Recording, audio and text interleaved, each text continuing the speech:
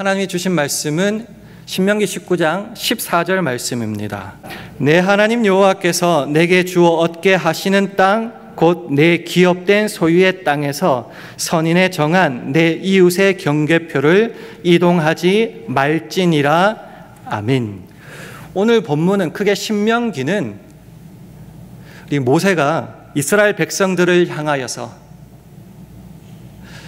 가나안 땅에 들어갔을 때 어떻게 하라는 유언과 같은 말씀입니다. 그 중에 한 말씀이 오늘 본문 말씀인데요.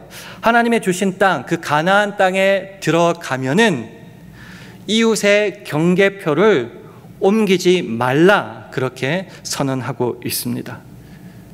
경계표가 뭔가 궁금하시죠? 예전에는, 아주 옛날에는 땅과 땅의 경계를 큰 돌로 세워서 표시를 했습니다. 그래서 땅의 경계를 표시하는 돌이 경계표, 영어로 하면은 바운더리 스톤이나 바운더리 마크 정도가 될 것 같습니다. 그런데 사실 이 경계표는 단순한 돌덩이 하나가 아니라 하나님이 허락하신 그 질서, 하나님이 허락하신 그 분깃, 은혜를 말합니다. 그래서 경계표를 지키는 것은 그 하나님이 주신 은혜와 질서를 지킨다라는 표시였습니다. 그러니 경계표를 옮기지 말라라는 것은 하나님의 그 은혜, 하나님이 세우신 그 경계를 지키며 존중하며 살아라라는 말씀입니다.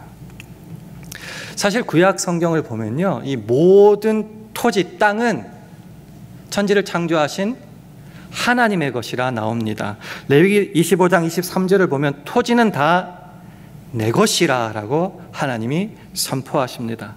오늘 본문에서도 재밌는 말이 있죠. 네 하나님 여호와께서 네게 주어 얻게 하시는 땅, 이 땅이라고 하는 것은 내가 전쟁에 싸워 이겨서 정복해서 얻은 전리품이 아니라 모든 땅의 주인이신 하나님께서 그 백성, 사랑하는 자녀에게 주신 선물이요. 그래서 이 경계는 사람이 임의로 나누는 것이 아니라 사실 제비로 뽑았거든요. 하나님께서 경계로 허락하신 질서요 은혜임을 잊지 말아야 될 것입니다. 그래서 나중에 그 땅에 들어가서 경계표를 옮기지 말라. 그러면은 경계표를 옮긴다, 임의로 옮긴다는 말은 무슨 뜻인가? 단순히 불법을 행하는 정도보다 더 크다는 거죠. 예를 들어서 하나님의 질서, 하나님이 나누신 그것을 무너뜨리는 행위입니다. 또 실질적으로는 이웃의 것을 탐내는 정도가 아니라 빼앗는 범죄입니다. 더 근원적으로 말씀드리면은 하나님께서 각 지파나 각 가정마다 정해주신 그 분깃, 유산이 있는데 그 하나님께 불만족하고 원망하는 불신앙의 모습이 바로 경계표를 옮기는 것이다라는 거죠. 그래서 신명기는 이렇게 말합니다. 그 이웃의 지계표, 경계표랑 똑같은 말이에요. 그 지계표를 옮기는 자는 저주를 받을 것이라 라고 선포하고 모든 이스라엘 민족으로 아멘이라고 응답하도록 했습니다. 그럼 질문이 있겠죠. 이 경계표를, 하나님이 정해주신 이 표를 누가 과연 옮길까라는 질문입니다. 누가 옮길까요? 익히 다 아시겠지만 대개는 힘있고 빽있고 강한 사람이 옮깁니다. 잠언 23장에 보면 이런 말씀이 있어요. 옛 지계석, 경계표입니다. 옛 지계석을 옮기지 말며 외로운 자식, 그러니까 고아를 말합니다. 외로운 자식의 밭을 침범하지 말지어다. 이게 왜 성경에 나와 있을까요? 고아는 돌보아줄, 힘이 되어줄, 배경이 되어줄 부모가 없는 사람이잖아요. 그러니까 그런 사람들의 땅을 마음대로 빼앗아 갔다. 그것이 굉장히 흔해서 그런 말입니다. 즉 가진 자가 없는 자의 것을 막 빼앗았다. 그것이 빈번했다라는 말이죠. 근데 그런 사람들이 자기 잘못을 아나요? 잘 몰라요. 뭘 하죠? 자기 합리화를 합니다. 나 정도는 이 정도 해도 돼. 나 정도 급은, 이게 되게 심각한 말이죠. 나 정도 급은 이런 일들 해도 문제 없어. 성경에 가장 적나라한 예로 나오는 인물이 바로 우리가 잘 아는 다윗 왕입니다. 우리아의 밧세바를 빼앗았죠. 문제가 될까봐 우리아를 죽여버립니다.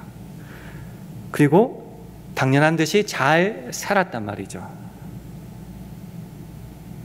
그래서 나단 선지자가 와서 한 비유를 들어 말합니다. 한 부자가 있는데 손님을 대접하려고 했는데 자기께 너무너무 아까워서 이웃 가난한 집에 진짜 가족 같은 암양 새끼 하나를 빼앗아서 잡아버리고 자기 손님을 대접했다.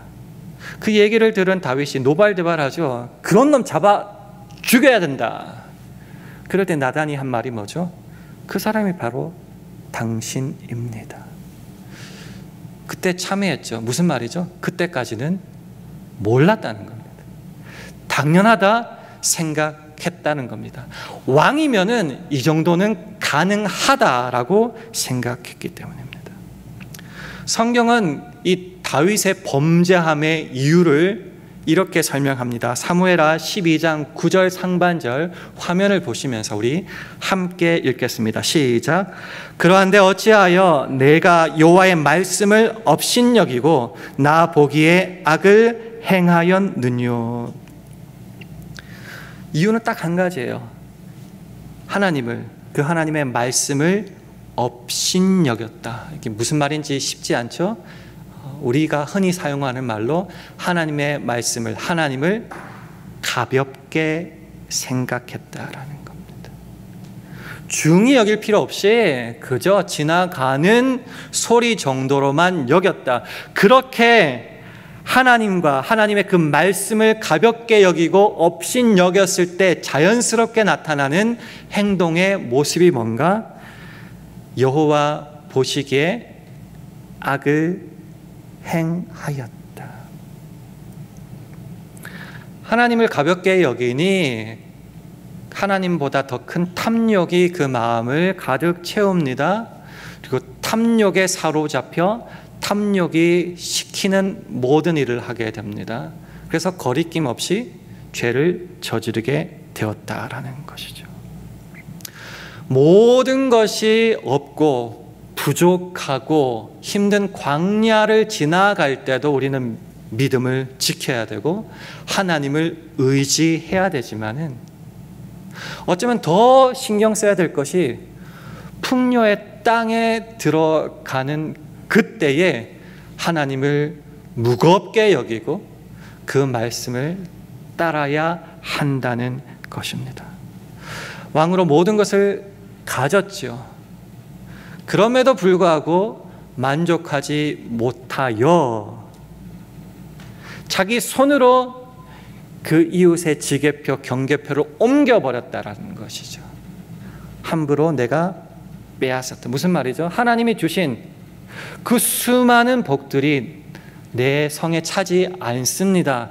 그러니 내가 취하여 옮겨야겠습니다. 가져야겠습니다.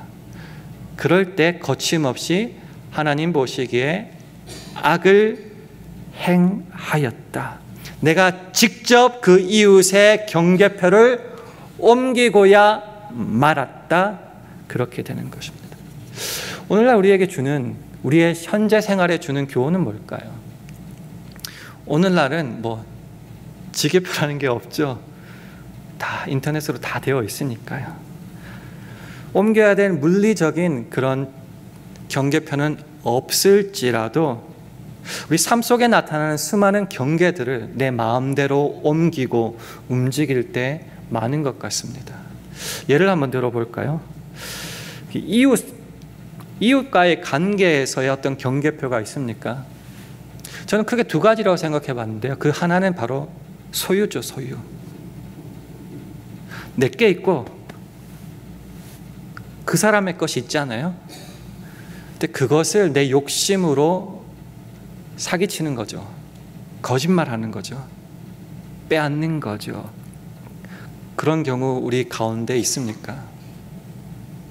소유는 범죄 행위, 드러나는 확실한 범죄 행위이기 때문에 조금 조심하지만 이건 어때요? 이웃과의 경계 속에서 그 사람의 인격은 어떻습니까? 말을 함부로 할 때가 많죠. 뒷담화를 넘어서서 앞담화까지 하죠. 비난하고 욕하고 SNS에 댓글도 되게 심각하죠. 사람이 자살까지 하잖아요. 그런 이웃의 소유와 인격이라는 경계를 예수 믿는 저와 여러분은 제대로 지키고 있는지, 아니면 함부로 침범하여 빼앗거나 휘저어놓고 있는지 않는지 확인해 봐야 된다는 겁니다. 이웃과의 관계뿐만 아니라 가족 관계는 어떻습니까? 가장 먼저 부부에서 한국 사람들이 가장 소중하게 여기는 것은 신뢰입니다. 부부간이라 할지라도 신뢰라는 이 경계를 서로 지키고 있습니까? 부모 자식 간에도 존중해야 되겠죠. 이 부모 자식 간에 주께서 정해주신 이 경계를 여러분은 삶으로 지켜내고 있습니까? 형제 자매끼리에서는 우정, 우애라는 게 있겠죠. 이 우애를 여러분은 힘써 지키고 있습니까? 아니면 함부로 침범하거나 무너뜨립니까? 가장 심각한 것 중에 하나는 바로 신앙 안에서의 경계입니다. 하나님이 말씀으로 우리에게 주신 여러 가지 계명들이 있을 텐데 우리에게 이런 생각이 있어요. 이 정도는 괜찮을 거야. 이 정도는. 아니면은 한 번쯤은 괜찮을 거야. 이것으로 말미암아 영적 타락이 시작되는 겁니다. 하나님께서 우리에게 주신 말씀을, 아니 하나님을 업신여기거나 가볍게 여기지 않는다면은 우리에게 허락하신 이 경계를 힘써 지켜야 할진데 우리는 우리의 삶 속에서 어떻게 이 신앙의 경계를 유지하고 있습니까? 수많은 경계들을 있는데 이 경계 안에서, 그것도 우리를 창조하시고 우리 아버지 되시는 하나님께서 우리에게 주신 경계라고 믿는다면은 이 경계 안에서 어떻게 바르게 살 수 있을까요? 세 가지로 함께 나누기를 원합니다. 첫 번째는 하나님의 그 주신 분깃에 만족하라라는 겁니다. 시편 16편 5절 6절 말씀을 화면을 통해서 우리 함께 읽겠습니다. 시작. 여호와는 나의 산업과 잔의 소득이시니 나의 분깃을 지키시나이다. 내게 줄로 재어준 구역은 아름다운 곳에 있으며 나의 기업이 실로 아름답도다. 여호와만이 나의 산업과 나의 잔의 소득이시다. 이게 쉽게 풀어보면요, 하나님께서 내가 받을 소득, 유산, 기업의 전부입니다라는 말이에요. 세상의 것 참 좋고 편한데 그것보다 더 크고 내가 유일하게 소망하는 목, 유산, 그게 뭔가? 하나님이다. 하나님. 하나님만 있으면 나는 만족합니다라는 뜻입니다. 나의 분깃을 지키십니다. 이 말은 무슨 뜻이냐면요, 그 나에게 주신 몫이 있는데 그 몫을 주님께서 주셨을 뿐만 아니라 그 몫을 가지고 내가 살아가는 그 미래의 모든 것도 주님이 책임져 주십니다라는 뜻이에요. 물론 열심히 성실히 살아야겠죠. 거짓말 안 하면서 신앙을 지키면서 살아야겠죠. 그런데 가장 핵심적인 것은 하나님이 내 인생 미래까지 책임져 주신다는 거죠. 그럴 때 우리가 고백해야 될 내용이 6절이죠. 내게 줄로 재어준 구역은 아름다운 곳에 있으며, 내게 허락하신 하나님의 자리, 내게 허락하신 그 주님의 은혜, 그 목, 그 가정, 사업, 직장, 자녀, 모든 관계가 참 아름답습니다. 주님 감사합니다. 라는 고백입니다. 주님께서 주신 모든 경계, 모든 자리, 모든 목, 모든 은혜 감사합니다. 왜요? 내 모든 몫의 유일하신 대상 하나님께서 주시고 살아가게 하셨거든요. 그렇기 때문에 우리가 이 주님께서 주신 이 경계, 물리적인 돌 정도가 아니라 이웃과의 관계에서, 가족 간의 관계에서, 신앙 안에서 하나님과의 관계 속에서도 이 허락하신 경계는 우리를 옥죄고 얽매이는 족쇄가 아님을 분명히 해야 됩니다. 그러면 왜 우리에게 그 경계를 허락하셨는가? 우리를 지켜주시기 위해서, 그 안에 있을 때 복을 누릴 수 있기 때문에, 그래서 이 경계를 족쇄가 아닌 은혜의 울타리로 믿고 살아야 됩니다. 그것이 저와 여러분의 몫이다라는 것입니다. 자, 첫 번째로는 하나님께서 주신 그 모든 목, 분깃에 만족하며 살 때에 우리는 경계를 지키며 살 수 있습니다. 두 번째로는 위의 것을 바라봐야 됩니다. 골로새서 3장 1절 2절 말씀을 제가 한번 화면을 통해 읽어보겠습니다. 그러므로 너희가 그리스도와 함께 다시 살리심을 받았으면 위의 것을 찾으라. 위의 것을 생각하고 땅의 것을 생각지 말라. 언제 우리가 경계를 무너뜨리고 침범하는가? 땅의 것에 사로잡힐 때입니다. 그 중에 대표적인 것, 탐심, 탐욕에 사로잡힐 때입니다. 하나님 아닌 다른 모든 것, 그게 다 우상이죠. 우상을 숭배할 때 경계가 무너지게 되는 겁니다. 그래서 골로새서 3장 5절은 말하죠. 그러므로 땅에 있는 지체를 죽이라. 곧 음란과 부정과 사욕과 악한 정욕과 탐심이니 탐심은 우상 숭배니라. 왜 위의 것을 바라봐야 되는가? 그러므로 너희가 그리스도와 함께 다시 살리심을 받았으면, 이전에 나는 죽었고 그리스도와 함께 다시 살아났다는 겁니다.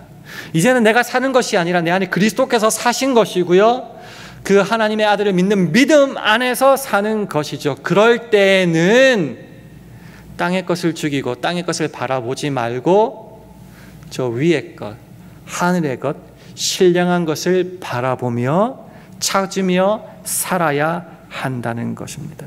이것이 우리에게 주신 그리스도 안에서의 새로운 경계표입니다. 신자로서 잘 살고 싶죠. 근데 항상 우리가 기준으로 삼는 것은 옛날에 내가 말이야, 우리 선생님이 말이야, 누가 말이야. 그게 아니고 주께서 우리에게 원하시는 바가 무엇인지 바로 깨닫고 그 새로운 경계표, 위의 것을 바라보며 지키며 살 때에 어떻게 되는가? 생명과 평안을 얻게 된다는 것이요. 우리가 잘 아는 로마서 8장 5절 6절은 말하죠.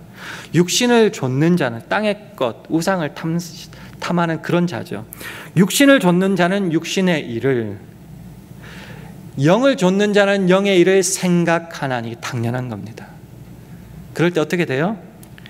육신의 생각은 사망이요. 이거 심각합니다. 육신의 생각은 사망이요. 그럼 반대는 뭐죠? 영의 생각은 두 가지입니다. 생명과 평안이라고 말합니다. 예수 그리스도를 믿음으로 생명을 얻어 영생을 누릴 뿐만 아니라 그 주님의 말씀을 따라 살 때에 샬롬의 평강, 주님만이 허락하시는, 세상이 허락하지 않는 그 주님의 평강을 누리며 살 수 있게 된다라는 것이죠. 그래서 다시 말씀드립니다. 예수 믿고 예수 안에서 다시 살아났다면은 땅의 것이 아니라 위의 것을 찾고 생각하고 지켜야 됩니다. 그런 맥락에서 세 번째로 말씀드리고 싶은 것은 그 경계, 새로운 경계, 크게 뭉뚱그려서 사랑의 경계를 세우라라는 말씀입니다. 요한복음 13장 34절 말씀을 화면을 보시면서 함께 읽겠습니다. 시작. 새 계명을 너희에게 주노니 서로 사랑하라. 내가 너희를 사랑한 것 같이 너희도 서로 사랑하라. 우리 흔히 착각하기를 예수의 이름으로 나가서 다 물리치고 짓밟고 승리하자라고 말을 하는데, 사실은 신자는 그 예수의 이름으로 경계를 마음대로 짓밟고 허무는 사람이 아닙니다. 그럼 신자는 뭐예요? 신자는 주님의 사랑으로 새로운 경계를 날마다 세우는 사람입니다. 그 새로운 경계가 뭐죠? 서로 사랑하라. 내가 할 수 있는 만큼 정도를 넘어서서 주께서 저와 여러분을 사랑하시는 그만큼의 크기로 서로 사랑하는 것이 우리가 날마다 세워야 할 새로운 경계표다라는 것입니다. 그렇게 새로운 경계표, 사랑의 경계표를 세울 때에 어떻게 돼요? 요한일서 4장 12절은 이렇게 말합니다. 어느 때나 하나님을 본 사람이 없으되 만일 우리가 서로 사랑하면, 서로 사랑의 새 경계표를 세우면은 두 가지가 나와요. 첫째, 하나님이 우리 안에 거하시고 날마다 우리 안에 거하신다. 두 번째, 그 하나님의 사랑이 우리 안에 온전히, 완전히 이루어진다라는 것입니다. 새로운 경계표 세우기가 쉽지는 않을 거예요. 그러나 다시 말씀드리지만 내 힘과 내 능력으로 하는 것이 아니라 내 속에 살아계신 그 하나님의 아들을 믿는 믿음 안에서 넉넉히 가능한 일이라는 것이죠. 우리가 할 일은 뭐죠? 주께서 나를 통해 역사하시도록 나를 온전히 주님께 올려드리고 바치는 것이다 라는 것. 그럴 때 하나님의 사랑과 은혜와 능력이 그 경계 속에서 아름답게 이루어진다라는 겁니다. 말씀을 맺겠습니다. 우리 안에 경계를 세운 분은 저와 여러분이 아닙니다. 천지를 창조하시고 우리를 구원하시고 친히 우리의 아버지가 되시는 하나님이 경계를 세우십니다. 그리고 그 경계는 저와 여러분을 억누르고 억압하기 위한 족쇄가 아니라 그 경계 안에 살 때에 충만한 복과 은혜를 주시고 보호하기 위한 은혜의 울타리입니다. 그러니 우리는 주신 경계에 만족하며 성실히 이 경계를 지키며 살아가야 되는 것입니다. 이번 한 주간 살아갑니다. 오늘 말씀을 기억하시고요. 첫째, 주님께서 주신 것이 뭔지 한번 확인했으면 좋겠습니다. 우리 안에 경계가 어딘지, 무엇인지 한번 확인했으면 좋겠고요. 사실 마음에 안 드는 게 되게 많죠. 근데 그것을 통해서 우리에게 허락하시고 이루실 일이 너무 많기 때문에 저와 여러분을 그 자리에 심으신 줄 믿습니다. 그렇기 때문에 첫째, 하나님께서 주신 경계를 만족합니다. 우선 선포해 보십시오. 선포하고 순종하며 살아가십시오. 두 번째, 말씀 속에서 위의 것을 한번 계속 추구하고 바라보십시오. 마지막으로 우리는 그 경계를 허무는 사람이 아니라 날마다 사랑의 경계표를 세우는 사람입니다.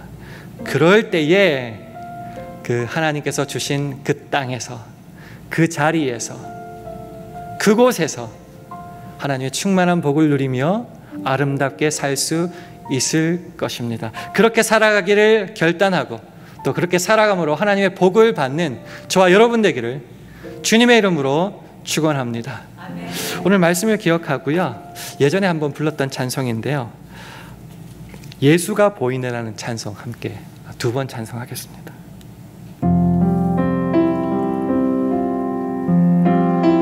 우리의 삶 속에서 나는 죽고 예수만 살아있기를, 예수만 보이기를 사모하면서 함께 찬양하겠습니다. 오늘도 나는 죽고 오늘도 나는 죽고 예수로 살기 원하네. 내 모습 속에 예수님의 흔적이 보이기를 원하네. 나는 곧 사라지고 예수만 남길 원하네. 나를 위해 피 흘리신 십자가 보혈의 그 사랑이 나의 영혼에, 그의 보혈이 나의 소리에, 그의 사랑이 나의 손짓에, 그의 영광이 영원토록 예수가 보이네. 예수가 보이네. 우리 삶 속에서 예수가 보이네. 우리 모습 속에 예수로만 살려 몸부림치며 세상과 싸워나가는 우리 모습 속에 예수가 보이네. 이 가사의 내용이 저와 여러분의 삶 속에 이번 한 주간 이루어지기를 원합니다. 우리 기도하는 심령으로 우리 다시 한번 찬양하겠습니다. 오늘도 나는 죽고 오늘도 나는 죽고 예수만 살기 원하네. 내 모습 속에 예수님의 흔적이 보이기를 원하네. 나는 곧 사라지고 예수만 남길 원하네. 나를 위해 피 흘리신 십자가 보혈의 그 사랑이 나의 영혼에, 그의 보혈이 나의 소리에, 그의 사랑이 나의 손짓에, 그의 영광이 영원토록 예수가 보이네. 예수가 보이네.